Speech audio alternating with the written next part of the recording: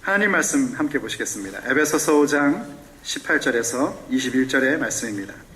에베소서 5장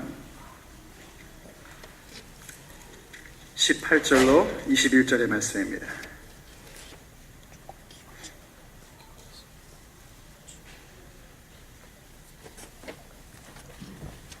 에베소서 5장 18절에서 21절 말씀 제가 받들어서 봉독하겠습니다. 술 취하지 말라. 이는 방탕한 것이니 오직 성령으로 충만함을 받으라. 시와 찬송과 신령한 노래들로 서로 화답하며 너희의 마음으로 주께 노래하며 찬송하며 범사의 우리 주 예수 그리스도의 이름으로 항상 아버지 하나님께 감사하며 그리스도를 경외함으로 피차 복종하라. 아멘. 에베소에 쓴 편지 7략에 주는 메시지, 오늘 42번째 이야기, 성령의 충만함이라는 그런 제목으로 함께 은혜를 나누고자 합니다. 우리가 살아가다 보면은요, 종종 너무 흔해 보이는 것에서 혹은 너무 평범한 일상 가운데 나타나 보여지는 일에서 별거 아닌 거라고 지나갔지만 사실은 너무너무나 값지고 귀한 것임을 깨달을 때가 많습니다. 바꿔 얘기하자면 그런 걸 놓칠 때가 참 많은 것을 보게 됩니다. 얼마 되지 않은 실제 있었던 일입니다. 미국 워싱턴 DC의 한 역전 앞에서 한 남자가 바이올린을 꺼내가지고 연주를 시작을 합니다. 1월의 추운 날씨에도 불구하고 그 사람이 연주를 하는데 바하의 곡 한 6개 정도를 45분 동안 연주를 하는 겁니다. 근데 그렇게 아름답게 연주할 수가 없는 거예요. 연주를 시작하자 한 중년쯤 돼 보이는 남성이 관심을 갖고 탁 봅니다. 그러다가 잠깐 몇 초 구경하다가 뭔가 생각났다는 듯이 어디론가 종종 가버립니다. 그리고 조금 있다가 또 어떤 한 여인이 그 옆을 지나가면서 멈추지 않고 걸어가면서 그 열어놨던 바이올린 케이스 속에다가 달러를 탁 던져주고 그냥 쫙 갑니다. 멈춤 없이 돈만 주고 막 가는 겁니다. 그러다 또 어떤 한 남자가 벽에 기대가지고 그 연주를 좀 듣습니다. 그래서 뭔가 그 연주에 대해서 굉장히 깊이 듣는 것 같이 하다가 갑자기 시계를 딱 봅니다. 그러더니만 또 아차 하는 표정을 짓고 얼른 또 제가 할 길을 갑니다. 한 10분쯤 지났을까 사람들이 별로 관심을 갖지 않고 막 지나갑니다. 통계적으로 보면은요, 한 45분 동안 그 역 앞을 지나갔던 사람의 숫자는 약 1100명에 이른다고 합니다. 근데 재미있는 것은 아이들이 그렇게 관심을 갖는 겁니다. 한 3살염을 먹은 아이들이 그 바이올린 연주를 듣고 싶어서 봅니다. 그런데 아이들에게는 선택의 여지가 없습니다. 엄마의 갈 길이 바쁘기 때문에 엄마의 손에 끌려가지고 막 갑니다. 그럼 아이는 고개를 돌려서 그 연주를 보고 있고 몸은 엄마 따라서 갑니다. 그런 애들이 몇 명 있었습니다. 45분 동안 연주를 다 마치고 이 남성이 연주를 딱 끝내고 바이올린 케이스에다가 바이올린을 집어넣고 조용해집니다. 그러니까 아무도 관심을 갖지 않습니다. 그리고 또 아무도 45분 동안 연주했던 그 사람이 최근에 세계적인 바이올리니스트 중에 한 명인 조슈아 벨이라는 사실을 알지를 못합니다. 우리에겐 좀 낯선 인물이지만 이 바이올린 연주하는 사람에게 있어서는 최근에 굉장히 떠오르는 그런 스타급의 연주자입니다.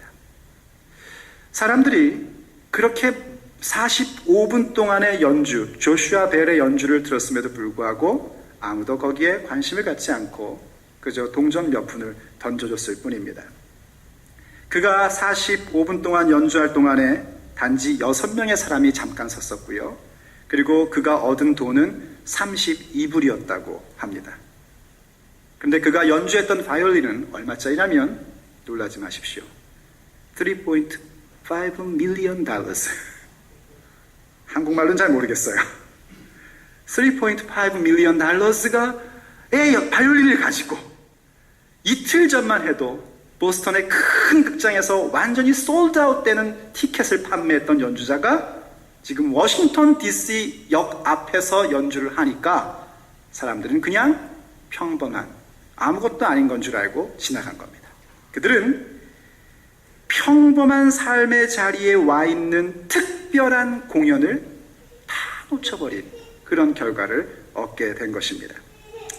이 얘기를 들으면서 그저 우리의 마음 가운데 그런 한 가지 교훈을 얻을 수 있을 겁니다. 평범한 가운데서도 정말 탁월한 일들이 있겠구나. 탁월한 연주를 놓치지 말아야겠구나. 아마도 우리는 이제 길거리의 악사들, 거리의 악사들을 볼 때에 그냥 지나치지 못할지도 모르겠습니다. 혹시 조슈아 벨은 아닌가? 혹시 또 누군가 유명한 사람은 아닌가? 하는 생각을 가질지도 모르겠습니다. 사실 그런 것들은 조금 놓쳐도 아쉽기는 하지만 그렇게 큰 문제가 될 거는 없습니다. 그런데 정말 우리의 삶의 평범한 가운데에, 우리의 일상 가운데 다가온 것 중에서 절대로 놓쳐서는 안 되는 것이 있습니다. 그것은 바로 신앙이라는 겁니다. 믿음이라는 겁니다. 별로 중요하지 않다고 생각하고 또 늘상 있는 일이라고 생각을 합니다. 혹은 내 갈 길이 바쁘기 때문에 그것을 관심을 가질 시간이 없다고 생각을 합니다. 혹은 중년의 나이가 되어서 좀 거기에 관심을 갖고 싶지만 먹고 사는 문제 때문에, 먹고 사는 것 때문에, 그것 때문에 다시 그것을 관심 갖지 못하고 놓치는 경우들을 많이 봅니다.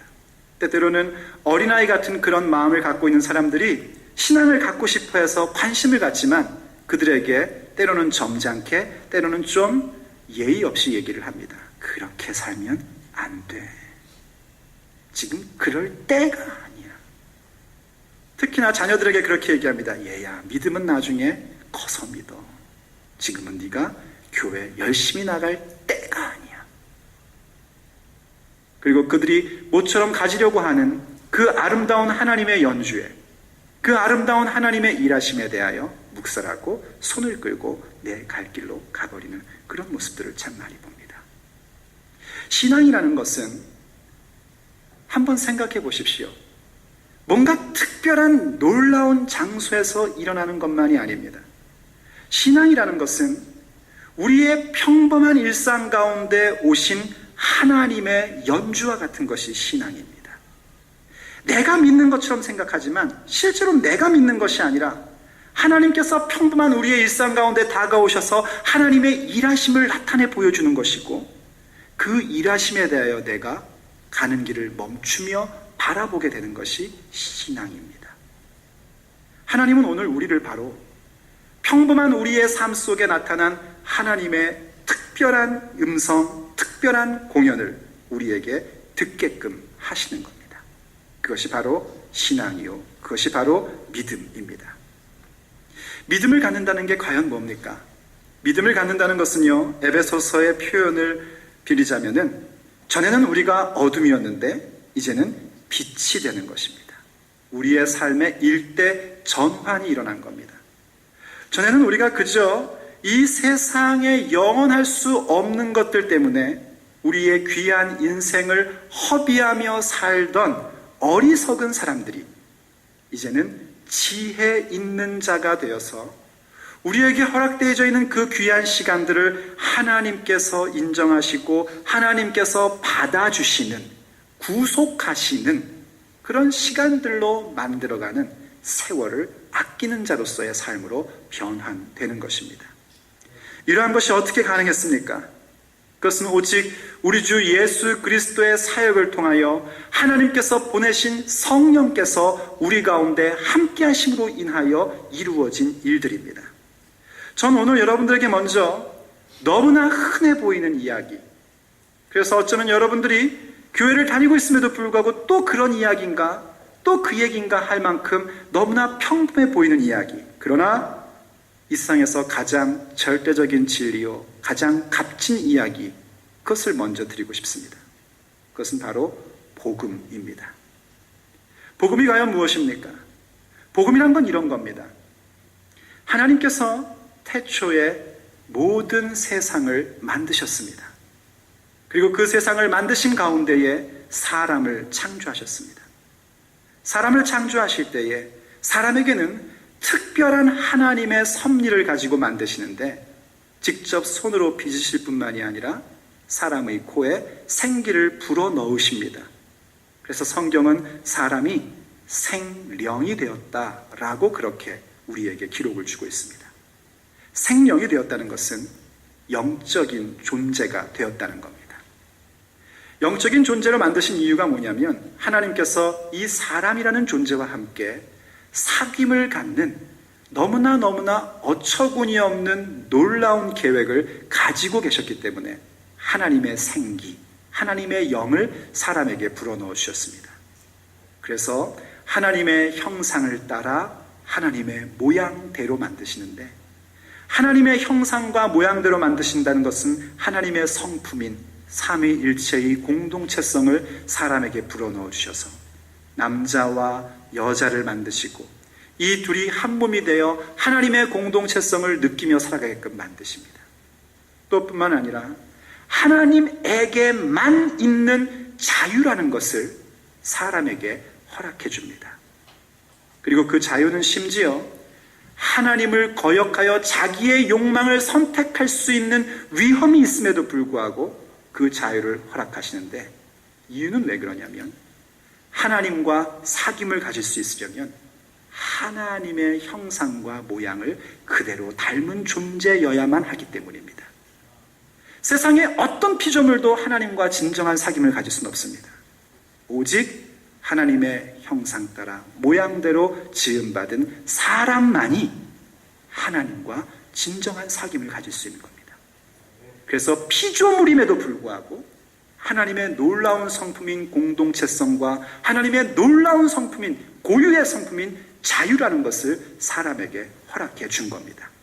물론 그 자유를 주신 것이 하나님을 거역하고 욕망을 선택하라고 주신 자유는 절대로 아닙니다. 오히려 하나님을 선택하며 하나님과 인격적인 교제, 하나님과 같은 존재로서의 인격적 교제를 나눌 수 있으라고 주신 자유입니다. 하나님은 그토록 사람을 사랑하십니다. 그럼에도 불구하고 사람들이 하나님의 허락하신 그 자유를 가지고 하나님과 사귀어야 하는 그 자유의 의지를 가지고 도리어 하나님을 거역하며 자기의 욕망을 선택하는 데에 그 자유를 사용하고 맙니다. 그리고 범죄합니다.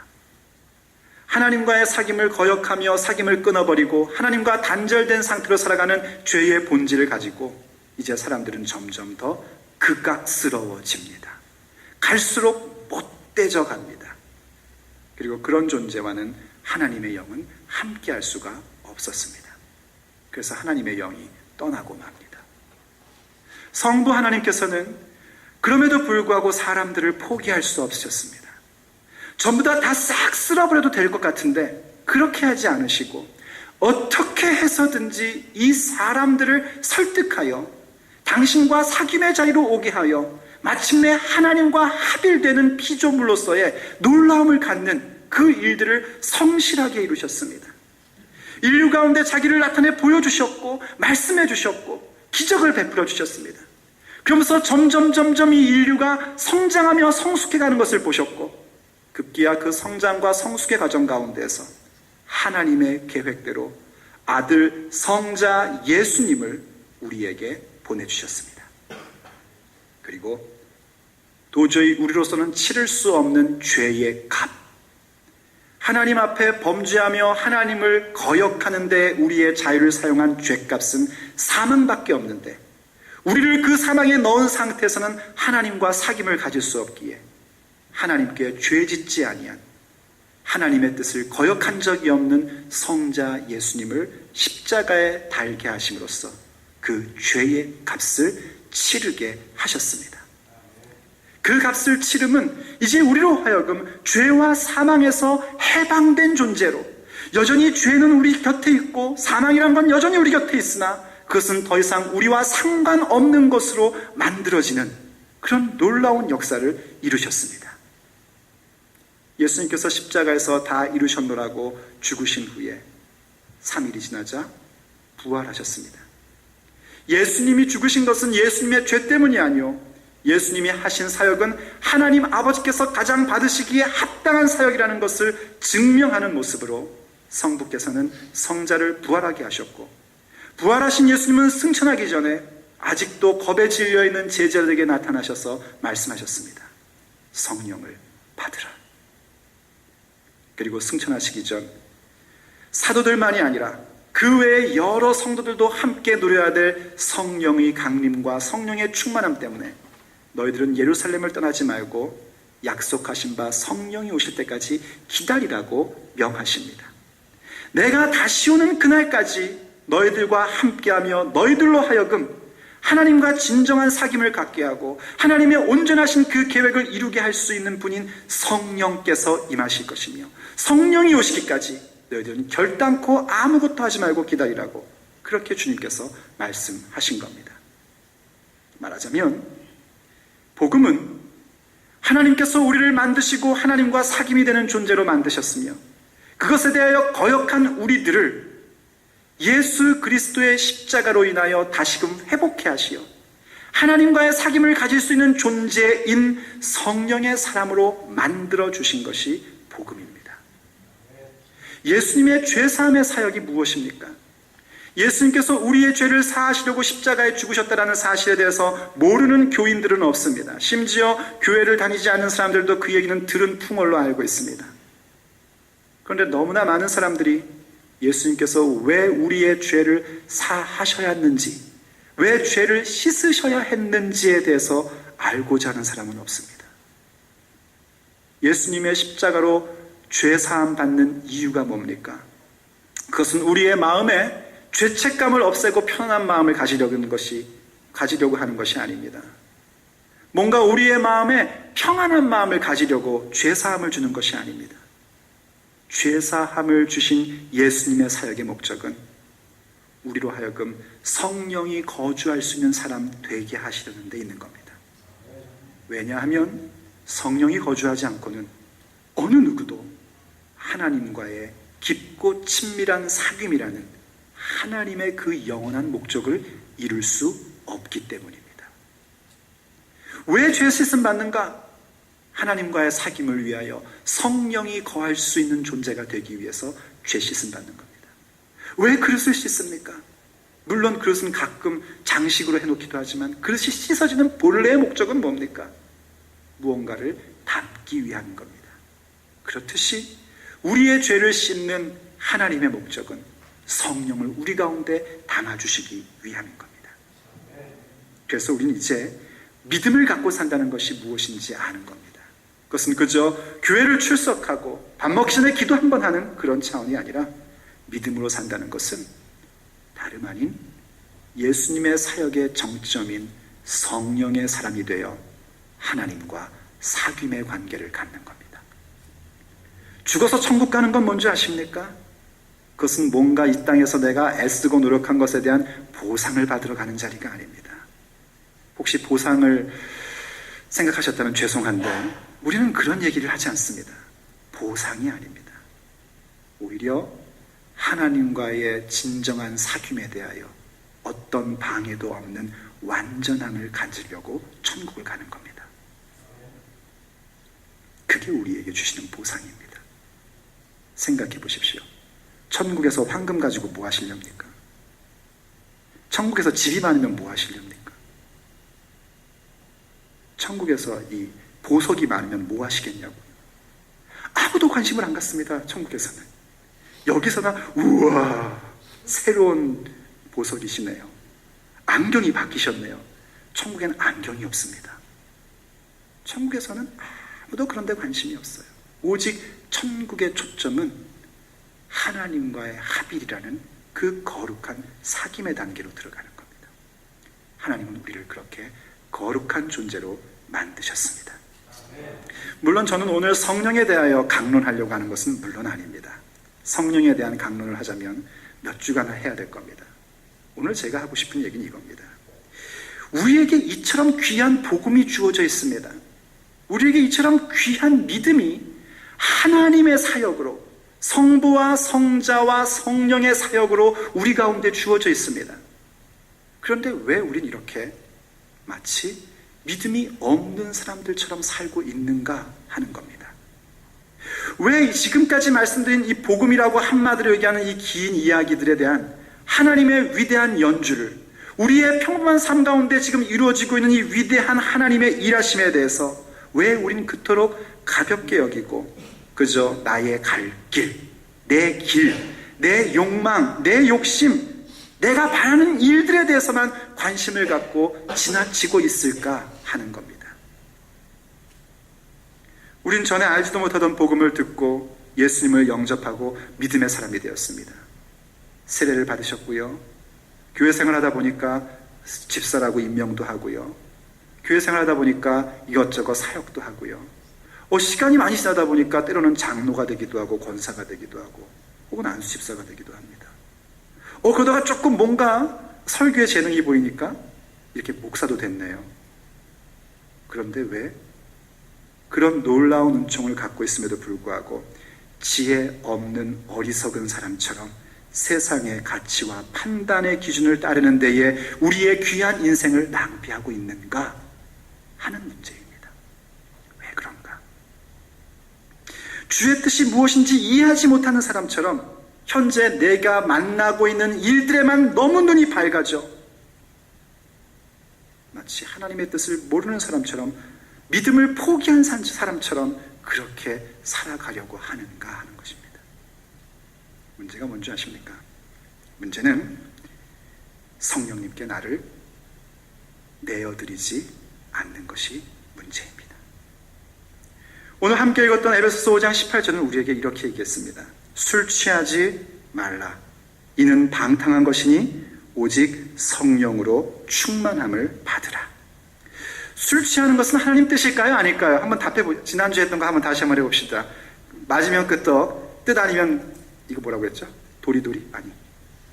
가로젓기. 술 취하는 것은 하나님의 뜻입니까? 아닙니까? 모르겠으면 대각선.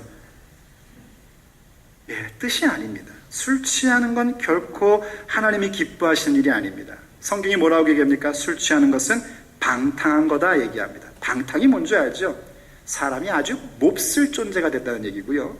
몹쓸 존재가 되었다는 것은 낭비했다라는 것과 똑같은 겁니다. 탕자가 왜 탕자인 줄 아십니까? 나쁜 짓 한 자체도 탕자지만 나쁜 짓을 뭐 가지고 했냐면 아버지가 준 것 갖고 했거든요. 아버지가 준 것 가지고 낭비를 다 해버렸거든요. 낭비하는 것이 탕자입니다. 하나님이 허락한 시간과 하나님이 허락한 믿음과 하나님이 허락한 재능을 하나님 기뻐하시는 일이 아닌데 사용하는 게 바로 방탕한 거요, 탕자요, 낭비인 겁니다. 근데 여기 본문에서 술 취한다는 것은 우리가 요즘 얘기하는 술 마시는 얘기하고는 조금 차이가 있습니다. 술을 마신다는 것뿐만이 아니라 술에 취한다는 건 뭘 얘기하는 거냐면 술에게 지배를 받는다는 겁니다. 술 취하면은요, 술의 지배를 받습니다. 사람이 술의 지배를 받아요. 이 얘기가 술을 마셔도 된다 안 된다, 목사님 술을 마셔도 돼요 안 돼요? 이걸 자꾸 사람들은 물어보시는데 저한테는 답이 없습니다. 그건 제가 그런 것 좀 물어보지 마세요. 모르겠으니까 본인이 생각하고 판단하고 결정하세요. 애기입니까? 제가 유치원 애들이 물어보면 대답을 해주죠. 목사님 술 마시면 돼요 안 돼? 누가 마시면? 뭐 청소년이 물어봐도 제가 대답합니다. 어디 술 마시면 그냥 확 그냥 까비 이렇게 하죠. 어른이 와서 어른이 뭘 그런 걸 물어보십니까? 알아서 하셔야죠. 여기서 술을 마셔도 된다 안 된다의 차원의 얘기가 아니고요. 이 술 취한다라는 얘기는 사실은 에베소에 쓴 편지, 바로 에베소 사람들에게는 아주 마음에 확 와닿는 얘기입니다. 이 에베소에는요, 아데미라는 여신의 신전을 중심으로 해서 굉장히 많은 신전들이 있었습니다. 근데 그런 신전들 가운데에 그 들어봄직한 이름 디오니소스, 그리고 에베소서는 아마도 이 로마의 지배 아래 있을 때 쓰여진 책이니까 로마식으로 얘기하면은 여러분 다 들어봤을 거예요. 바카스. 원래 발음은 바쿠스인데 한국식으로 하면 바카스. 뭔지 아시죠? 그 마시는 거 말고 그게 뭐냐면은 이 에베소 지역에 있는 풍요의 신이면서 동시에 술의 신입니다. 술의 신. 왜 술의 신이냐면은요, 그 디오니소스를 섬기는 제의, 그 예배 의식, 그건 아주 참 이상한 의식을 갖고 있는데, 제물을 드리지 않습니까? 제사를 드리면은요. 그럼 보통 제물을 뭐 칼이나 이런 걸로 죽여서 이제 피를 뿌리고 뭐 이렇게 보통들 합니다. 그런데 이 디오니소스 신전에서는 부녀자들이 살아있는 제물을 물어 뜯어 죽여서 먹습니다. 그게 예배 방식이에요. 그거 어디 맨정신으로 하겠습니까? 우리 자매분들, 여성교회 회원분들, 아무리 뭐 예배를 드린다고 뭐 신을 기쁘게 한다고 해서도 살아있는 닭이나 뭐 살아있는 양을 물어 뜯어요, 이빨로. 그리고 그거를 먹어요. 제정신으로 안 되죠. 그래서 어떤 신적인 황홀경 속에 빠져서 그 일을 하게끔 하는데, 황홀경이 그냥 잘 안 빠지잖아요. 그래서 뭘 먹여요? 맞습니다. 술을 먹이는 겁니다. 술을 먹고 완전히 취해지는 겁니다. 그럼 황홀경에 빠져서 그 자기네 신인 디오니소스를 기쁘게 해준다고 그 끔찍한 방탕한 짓을 행하는 겁니다. 목적은 뭔지 아시죠? 디오니소스가 주는 풍요를 갖고 싶은 겁니다. 풍요를 갖기 위해서 술의 지배를 받아 방탕한 행동을 했던 것이 에베소 지역 사람들은, 알만한 사람들은 다 아는 얘기였습니다. 이런 모습들은 에베소 지역에 있는 사람들에게만 있었던 얘기는 아닙니다. 오늘을 사는 우리에게도 동일하게 나타나고 있는 현상들입니다. 먼저 여러분, 절대로 술 취하지 마십시오. 부탁입니다. 술 취하면 그때부터 술의 지배를 받기 시작을 합니다. 그래서 사람이 이상해집니다.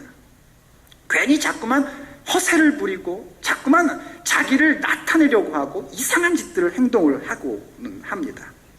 그리고 그 사람들은 꼭 그러죠. 이상한 행동을 다 한 다음에 꼭 하는 얘기가 있습니다. 그 다음날 생각이 안 난대요. 진짜 생각이 안 나는 건지 아니면 민망해서 생각이 안 나는 건지 모르겠지만 생각이 안 난답니다. 그럼 우리들은 또 어떻게 합니까? 거기에 속아줍니다. 그 사람과의 관계를 끊기 싫으면 속아줘야 돼요. 술 때문에 그런 거다. 너는 술이 왼수다. 술이 왼수. 너는 잘못한 게 없다. 술의 지배를 받는 겁니다. 그러나 여러분, 우린 다 기억하지 않습니까? 그 사람이 만약에 술의 지배를 받는 상태 속에서 어떤 행동을 했는지 다 기억나잖아요. 근데 하나님이 잊으시겠습니까? 하나님 앞에 가셔서도 그럴 겁니까? 그때 제가 너무 술을 많이 먹어서 기억이 안 나는데요. 아니요, 주님 앞에서는 기억 안 나는 게 없을 겁니다. 절대로 술 취하지 마십시오. 술의 지배를 받으려는 이유가 뭡니까? 술의 지배를 받아서라도 좀 나를 내세우고 싶은 마음 아닙니까? 술의 지배를 받아서라도 내가 하고 싶었던 욕망을 풀고 싶은 거 아닙니까? 어찌 그러한 일들로 우리의 삶을 낭비할 수 있겠습니까? 우린 결단코 그럴 수 없습니다. 여러분은 다행입니까? 술을 별로 안 마시셔서요? 실질적으로 술을 안 받으시는 분들이어서 참 감사합니까? 그러나 여러분, 이렇게 한번 생각해 보십시오. 디오니소스 신전에서 그렇게 끔찍한 일을 하며 술을 마셨던 이유가 뭐였습니까? 그들의 삶에서 뭔가 풍요라는 것, 오늘날로 얘기하자면은 부자 되고 성공하는 것을 위해서 뭔가 그것에 대한 지배를 받고, 술에 대한 지배를 받고 그 끔찍한 행동이라도 하고야 말겠다라는 그런 모습들이었습니다. 오늘날 우리들이 어떻습니까? 성공이라는 것에, 돈이라는 것에, 세상의 욕망이라는 것에 내가 누구보다 좀 더 우월하다는 것을 나타내고 싶어서, 혹은 최소한 그놈의 자존심 좀 지키고 싶어서 우리는 세상의 가치에 취해버립니다. 그리고 말합니다. 취해서 해가지고 기억이 안 난다고. 거짓말입니다. 하나님은 우리에게 뭐라고 말씀하시는가? 그러한 세상에, 술에 취하지 말라고 합니다. 거기에 지배를 받지 말라는 겁니다. 세상의 가치에 지배를 받아서 내 욕망이 요구하는 것을 선택하도록 너희들은 만들어지지 않았다는 겁니다. 도리어 우리는 어떻게 만들어진 존재인가? 성령으로 충만함을 받을 존재로 만들어진 것입니다. 성령으로 충만함을 받은 것이 핵심입니다. 성령으로 충만함을 받는다는 것은 무슨 얘기인가? 그것은 마치 술에 취한다, 드렁크된다 하는 그런 표현과 같이 대꾸를 이루는 것처럼 성령으로 충만해진다, be filled, 가득 찬다 라는 얘기입니다. 술에 취해서 드렁크되면 거기에 지배를 받는 것처럼 우리가 성령으로 가득 차게 되면 성령의 지배를 받게 되는 것입니다. 성령으로 충만함을 받으라 하는 얘기는요, 내게 성령이 없는데 성령을 기다리고 영접하라는 얘기가 아닙니다. 오늘 여러분이 예수님을 그리스도로 믿고 있다면, 여러분이 세례받은 교인이라면 여러분에게 성령님은 함께하고 계십니다. 문제는 뭐냐면 성령께서 여러분의 인생을 장악하고 지배하게끔 내어드리지 않는 것이 문제라는 겁니다. 그래서 오늘 성경이 우리에게 요구하는 겁니다. 성령으로 충만함을 받으라. 성령의 지배를 받으라. 성령에게 너의 삶의 모든 주도권을 드려라 하는 것입니다. 여러분, 성령으로 지배받기를 축복합니다. 성령으로 충만한 것은요, 우리가 흔히 찬양과 말씀의 조화 가운데서 갖게 되는 어떤 그런 충만한 은혜, 그런 걸 얘기하는 것이 아닙니다. 성령의 충만함이라는 것은 또 성령이 부으시는 은사의 현상을 얘기하는 것도 아닙니다. 그것은 그야말로 성령이 충만해질 때 우리에게 드러나는 현상들입니다. 그리고 이런 개념들은 또 우리에게 무슨 위험을 주냐면, 마치 성령의 충만함이라는 것은 교회의 어떤 모임이나 혹은 개인적으로 경건의 시간을 가질 때만 충만함을 갖는 것이다 라는 착각을 갖게끔 만듭니다. 성령의 충만함이 어떠한 사람의 종교적인 황홀감이나 혹은 어떤 종교적인 어떤 그런 뜨거운 마음, 이런 자체만이 아니기 때문에 결코 성령의 충만함은 예배의 모임이나 개인의 경건의 시간에만 나타나는 게 아닙니다. 성령의 충만함이 성령의 지배를 받는 것이라고 분명히 가르쳐 드렸듯이 우리의 삶의 모든 영역 가운데서 성령님의 다스림을 받는 것이 참 중요합니다. 그래서 에베소서는 앞으로 무슨 얘기를 하냐면 19절에서는 이런 얘기를 합니다. 우리가 성령의 다스림을 받아야 될 영역에 대하여 자세하게 얘기하는데, 첫째로는 하나님을 예배하며 찬송하는 일에 성령이 다스리게끔 해야 된다라고 얘기를 합니다. 예배하는 것, 찬송하는 것, 이것이 우리의 감정으로 우리의 노력으로 하려고 하면 안 됩니다. 성령의 다스림 가운데로 들어가셔야 됩니다. 성령의 다스림 가운데 들어가면 내 감정이나 내 느낌이나 내 육체의 상황과는 상관없이 하나님을 진정으로 예배하고 하나님을 진정으로 찬양할 수 있게 됩니다. 우리의 예배가 성령께서 완전히 다스리시기를 원하는 그 간절한 마음을 가질 수 있어야 됩니다.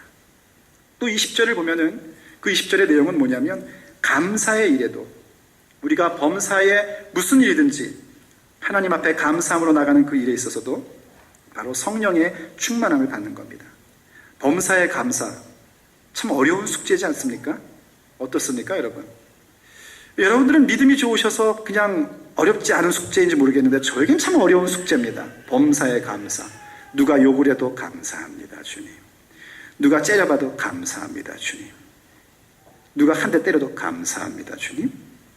애가 속을 썩여도 감사합니다, 주님. 몸이 무지하게 아파도 감사합니다, 주님. 저는 참 어려운 숙제입니다. 그런데 그것이 가능한 방법이 뭐냐면, 성령이 나의 감사함을 다스리도록 나를 내어드릴 때에 가능해진단 말입니다. 그런데 여기까지 멈추면 그냥 영적인 부분인 것 같죠. 그런데 여러분 아시다시피 에베소서가 그 다음 무슨 얘기를 합니까? 가정생활에 대한 얘기를 합니다. 부부의 관계와 부모의 자녀의 관계. 거기도 성령이 다스리게끔 성령의 충만함을 받아야 됩니다. 그리고 무슨 얘기를 합니까? 주인과 종의 관계, 오늘날로 얘기하자면은 고용주와 고용인의 관계인 직장 생활에 대한 것까지 얘기를 합니다. 거기에도 성령께서 다스리게끔 해야 됩니다. 그리고 급기야 우리의 삶의 이러한 모든 영역, 예배와 가정과 직장, 학생에게는 학교, 이러한 모든 것들이 사실은 영적인 전투라는 사실을 알려줘서 이제 우리가 주님 앞에서 마귀의 괴계를 물리칠 수 있도록 하나님의 전신갑주를 입는 일을 해야 한다고 명확하게 얘기를 합니다. 그것이 모두 다 우리의 힘과 능력이 아니라 하나님이 이미 우리 가운데 임하셔서 평범하게 보이시고 아무것도 아닌 것처럼 보이고 그냥 지나칠 수 있는 모습처럼 보이지만 실상은 가장 위대하고 절대적이고 값진 하나님의 연주 가운데에 우리 자신이 동참되는 일인 것입니다. 그럼 아마 여러분들은 궁금해할 겁니다. 어떻게 하면 성령의 충만함을 입겠는가 하는 겁니다. 어떻게 하면 성령의 충만함을 입을까요?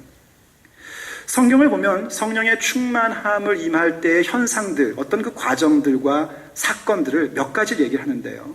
우선 첫째로는 하나는 회개할 때 성령을 선물로 받는 것을 얘기합니다. 베드로 사도께서 너희들 회개하라, 그리하면 성령을 선물로 받으리라 라고 말씀을 해줬습니다. 여러분, 회개하셔야 됩니다. 하나님을 거역하고 내 삶을 탕진했던 거에 대해서 회개하십시오. 주님 앞에 자백하십시오. 주님 앞에 고백하십시오. 나는 죄인이라고 하십시오. 아유, 나는 별로 죄 안 졌어요. 임영희 목사에 비하면 저는 정말 양반이에요. 혹시 그런 생각 가지고 계십니까? 우리의 비교 대상은 임영희 목사가 아니라 예수님입니다. 예수님과 나를 비교하는 겁니다. 하나님의 거룩함에 나를 드리는 겁니다. 그러니 어찌 우리가 죄 없다 할 수 있겠습니까? 언제나 주님 앞에 회개하는 마음 가지셔야 됩니다. 또 어떨 때 성령의 충만함을 받았냐면 교회가 한 마음으로 기도할 때 성령의 충만함이 임하는 것을 사도행전은 보여줍니다.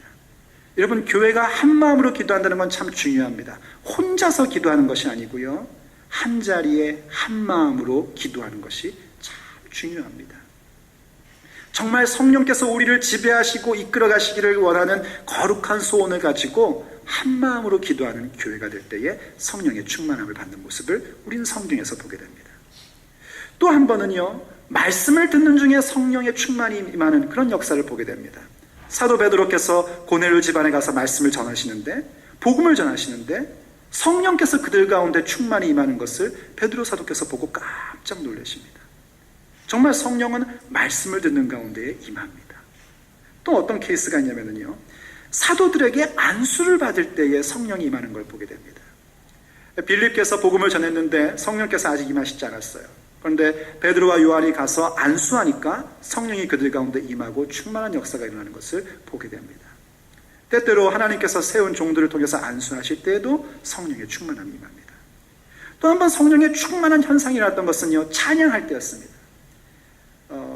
바울과 실라가 옥에 갇혀서 족쇄에 취했음에도 불구하고 거기서 찬양을 하는데 갑자기 성령의 임재에 대한 현상인 땅이 흔들리는 그런 역사가 막 일어납니다. 그래서 모든 수갑들이 다 풀어지고 옥문이 열리는 그런 놀라운 역사를 성경은 기록합니다. 이렇게 회개하고 기도하고 말씀을 듣고 안수받고 찬양하는 이러한 때에 성령의 충만함이 임하는 것을 우리는 성경을 통해서 보게 됩니다. 그러나 여러분 조심하십시오. 이것은 절대로 방법론이 아닙니다. 이렇게 하면 성령의 충만함이 온다, 저렇게 하면 성령이 임재한다, 이런 건 없습니다.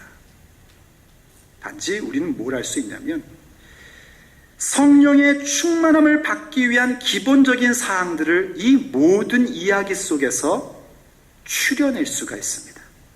성령의 충만함을 받는 것, 성령의 임재를 갖고 진정한 믿음의 삶을 살아가는 것, 더 이상 하나님의 그 거룩한 연주하심과 그 일하심에 대해서 외면하고 지나치는 자가 아니라 어떤 값으로도 살 수 없는 그 위대한 하나님의 사역을 동참하고 그 사역 가운데에 하나님의 계획대로 하나님의 형상 따라 모양대로 지음받은 존재답게 하나님과의 영원한 사귐에 들어가는 그 놀라운 일들, 그것은 무엇으로 비롯된 것인가? 우선은 하나님을 의지하고 항복하는 공통점에서 이 모든 일들이 일어났던 것이었습니다. 기도하니까 됐다? 그런데 기도하는데 늘 구하는 게 하나님 애들 건강하게 해주시고 공부 잘하게 해주시고 사업 잘 되게 해주시고 복권 당첨되게 해주시고, 성령의 충만함이 거기에 있습니까? 성령의 다스림이 거기에 없습니다. 회개를 하긴 하는데 하나님 앞에 항복하는 것이 아니라 자기의 신세 한탄만 하고 있다면 거기에 성령의 다스림은 없습니다. 말씀을 듣기는 듣는데 하나의 정보 가운데 하나로, 인포메이션으로 듣고 있다면 거기엔 성령의 충만하심이라는 것이 존재하지 않습니다. 모든 일들, 성령이 충만한 가운데 임했던 성경에 나오는 사건들 가운데 공통점은 전부 다 하나님을 의지하고 하나님에게 항복했다라는 공통점이 있습니다. 성령에 충만해진다는 것, 성령의 다스림을 받는다는 게 무슨 얘기인가? 하나님 의지하고 하나님께 항복하는 겁니다. 성령의 충만이 굉장히 중요한 얘기임에도 불구하고 사도행전이나 혹은 에베소서나 그런 몇 개 안 되는 부분에서만 그 표현이 나오고 있는 이유는 성령의 충만함이라는 단어나 하나님을 의지하고 하나님께 항복하는 단어나 동일한 단어로 사용되는 것이기 때문에 그렇습니다. 하나님을 의지하고 하나님께 항복하십시오. 내가 뭔가를 해낼 수 있을 거라는 생각은 버리십시오. 여러분들이 무슨 괜히 위축된 삶을 살아가는 것이 아닙니다. 위축된 삶을 살아가는 것이 아니라 내가 할 수 있는 것이 아니라 하나님이 하시는 일이라는 사실을 알라는 겁니다. 내가 할 것은 하나님의 일 가운데에 동참하며 순종하는 것밖에 없다는 사실을 명심하라는 겁니다. 정말 구원받고 싶으면 주님 앞에 항복하셔야 됩니다. 물에 빠진 사람을 구할 때 가장 중요한 게 뭔지 아시죠? 그 사람이 나를 살겠다고, 나를 살려달라고 아우성칠 때에는 절대로 구해주면 안 됩니다. 이젠 더 이상 희망이 없나 보다 하고 힘이 쫙 빼고 있을 때 그때 가서 구해내야 둘 다 사는 거 아닙니까? 바로 그 힘을 쭉 빼는 모습들이 우리한테 있어야 됩니다. 자꾸만 세상으로 치달으려고 하는 내 자신의 그 힘을 하나님 앞에서 항복하는 모습으로 서 있어야 합니다. 그것이 하나님을 의지하는 겁니다. 그리고 왜 하나님을 의지하고 항복하는가? 그 이유는 삼위일체 하나님을 사랑하기 때문입니다. 이 모든 성령의 충만함이 일어난 현상에 있었던 사람들의 공통점이 뭔지 아십니까? 그것은 하나님을 사랑하는 거였습니다. 여러분, 하나님을 사랑함 없이 성령의 충만함을 받을 것은 상상도 하지 마십시오. 만약 그때 어떤 성령의 충만함의 현상이 일어났습니까? 하나님 사랑하지 않는데, 예수님 사랑하지 않는데 성령의 충만함의 현상이 일어난다면 그것은 사단의 역사일 가능성이 큽니다. 전부 다 하나님 사랑하는 마음, 예수님 사랑하는 마음 때문에 성령의 지배를 받고자 했고 성령의 다스림, 성령의 충만함 가운데 들어갔습니다. 그리고 또 예수님을 사랑하기 때문에 주의 뜻대로 살고자 하는 간절한 마음들을 전부 다 갖고 있었습니다. 그것이 성령의 충만함을 입는, 성령이 나를 다스리게끔 하는 일들에 대한 기본적인 우리의 자세입니다. 방법론이 아니라 우리가 갖는 자세입니다. 하나님 의지하고 하나님께 항복하며 삼위일체 하나님을 사랑하기에 그 뜻대로 살고 싶어하는 그 열망을 갖는 모습, 거기에 성령께서는 임재하시고 성령께서는 다스리기 시작하시고 우리를 충만케 하사 세상에 취하여 이끌려지는 자들이 아니라 성령에 충만하여 우리의 삶을 일구어가는 존재들로 만들어 주시는 겁니다.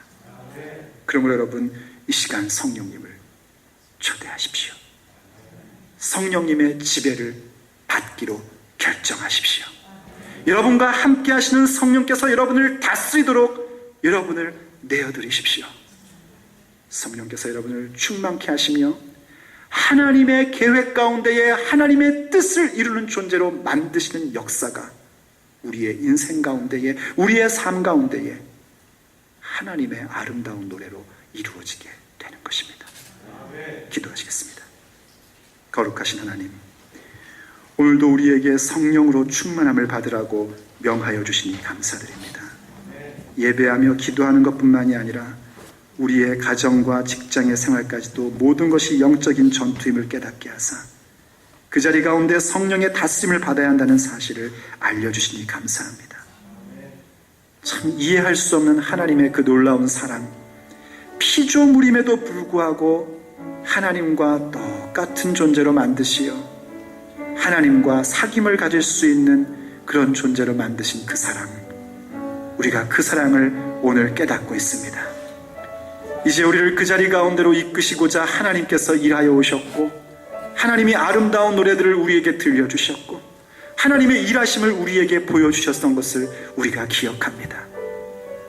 우리가 짧은 이 인생을 살며 내 바쁜 것 때문에, 내가 갖고 싶은 것 때문에, 내가 하고 싶은 것 때문에 하나님의 그 고귀하고 값진 그 일하심과 그 연주를 그저 지나치고 갔던 우리였던 것을 고백합니다.